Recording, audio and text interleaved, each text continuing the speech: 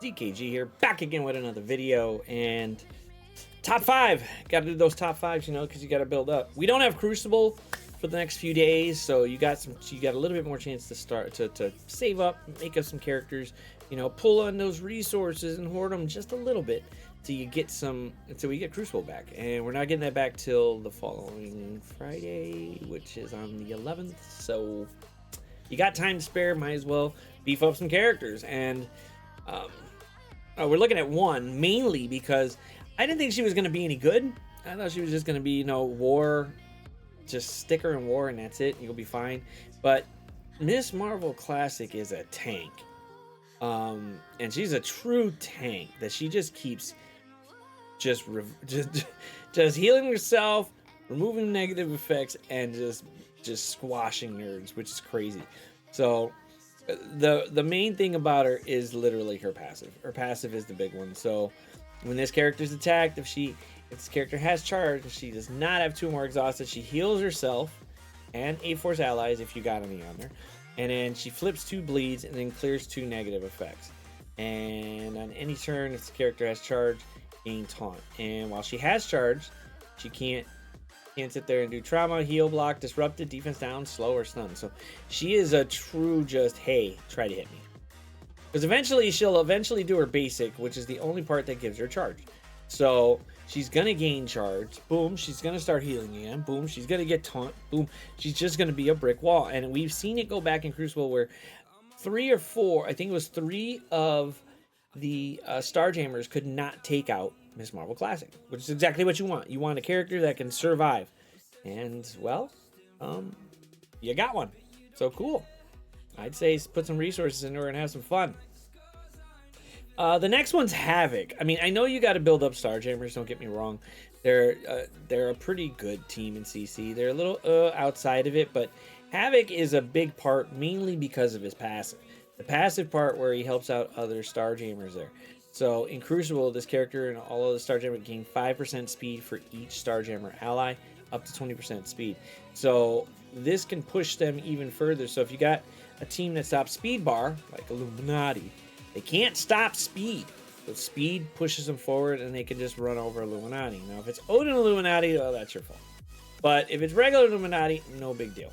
And then when an enemy attacks this character, he attacks back for 300% piercing. Not like 300% damage or 150 or something. 300% piercing. He is a beautiful damage dealer, and it's unavoidable, and he gains 50% damage if that enemy has barrier. So he is wrecking people on those retaliates. So I would watch out for him. You know, just build him, make sure he's there. You kind of want more focus because he doesn't really give too much on here, but you want him to clear all the positive effects on the primary target, whoever you're going after, especially somebody with a taunt. They're really a pain just to go ahead and get through. And then his special is mainly to stun, put on trauma if they can get trauma, and keep them that way, so that way you and the rest of the Starjammers, or whoever team you got them pushed on, boom, finally take some turns and don't have to worry about them. So I would definitely say Havoc is the next one. Please, please, please put some resources into him. His damage is sick already, and he's not even, you know, he's not even 5 or 6 or 7 stars yet. He's still got it, and I got a 2 diamond for him too. So I'm just sitting there waiting. We'll be waiting forever, but it's fine, perfectly fine. Chat made me build this guy a long time ago because why would they ever, in a million years, build up Punisher? There's no reason for it. None. There's never been. Let's just leave it that way. He's just chilling in the back, chilling in the city, watching everybody have a good shot at playing. And then they rework him and throw him on the Vigilante team. And he is sick. The big piece here, besides if you got the whole team, he's going to start attacking them for 125% piercing as Retaliate. And then when you or a defender uses a special ability, he'll attack the most injured enemy for 125%. He applies vulnerables on any hits. And the part here that is amazing is this character deals an additional 50% damage to any villain allies. So all those villains that we got, he is hitting you for 50% more damage. And he's already up there with damage. So 477, let's say it's 500 just to be, because I got to get him to 100 anyway. he's going to hit you, instead of for 500,000, he's going to hit you for 750. So, and that translates into a lot when you're doing piercing, because he attacks the primary target for 250 and then attacks all enemies for 250. So he is hitting stupid hard here. His moves have not really been changed, but he's been given more piercing, so that way he can go ahead and just start nuking people, and I'm happy with it. I would say Punisher's definitely somebody you got to build up. Obviously the other one is Elektra for Vigilante. I haven't really gone that way yet, but I will go ahead and build her up in a little bit. But she is an interesting character, especially with the stealth part. She gets evades, but you kind of don't want...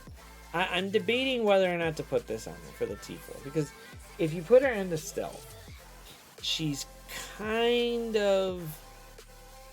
Actually, she's inviting Dokken, pretty much.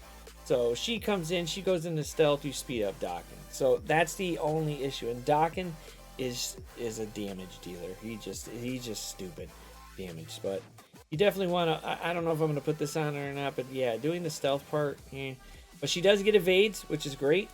And if she dies, she has a chance to revive with 50% of her own health. And then if she's got 4 more Shadow or Vigilante, she's got 85% chance. So it's not bad. Not bad.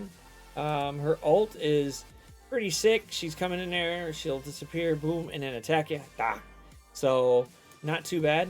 Her special is just more piercing and cleanse. She goes ahead and cleanses the other side, so that's good. I'll say that. And then boom. Yeah, the basic is just really just hitting for damage, some bleeds, and then getting some more focus on that to get the bleeds out. So I don't think that's a big issue. But you got to build her up for Vigilante, and she's got some sick damage coming along with her. And then last but not least, you know what? I wasn't fond of hearing that there was going to be Howard the Duck. The art department did okay here. He doesn't look too cheesy. He looks more realistic than most. But he is his kit is what makes you want to get him, because there's no reason not to. So applying defense up, giving you more speed bar, stopping speed bar, and then stopping speed. But that's if you have the whole team. So you need all 4 Starjammers to do the speed part. You don't need, and then you do just need him to, you do need 4 more after somebody takes the first turn, which is nuts. And then enemies can't gain evade. So that's a pretty good one. Obviously you're looking for the characters that can, which I kind of like Vigilante, but they're kind of slow. So, but you start off with his ult, which you can ability block a couple of people there. Nice 3-piece. His special is the one that hits because it clears barrier, attacks everybody for piercing, cleanses a little bit, and then he gets more damage based on people with barriers. So that's a little problematic. And his basic isn't bad either. You gain offense up, then you gain offense up for 2 turns to self and everybody. Then you attack somebody for that and get some bonus attack for damage. Then you bonus attack him again for twice more in Crucible for 75% damage. So his basic is just as powerful, which is nuts. It's freaking nuts. So I would say he is a fun plug and play, because we're trying to go against the grain, and we're taking the Starjammers apart. We're using them for our own good. Decimal Point Jeff allowed us to. So no, we're gonna use them because we were instructed to. So let's do that. But like, share, subscribe. Give me comments below what you think about the top 5 for the week. I definitely think you should start building up for these, especially since Howard's gonna be in the pass. You might as well just go ahead and build them up and see how it goes. But until the next one, y'all. Doses.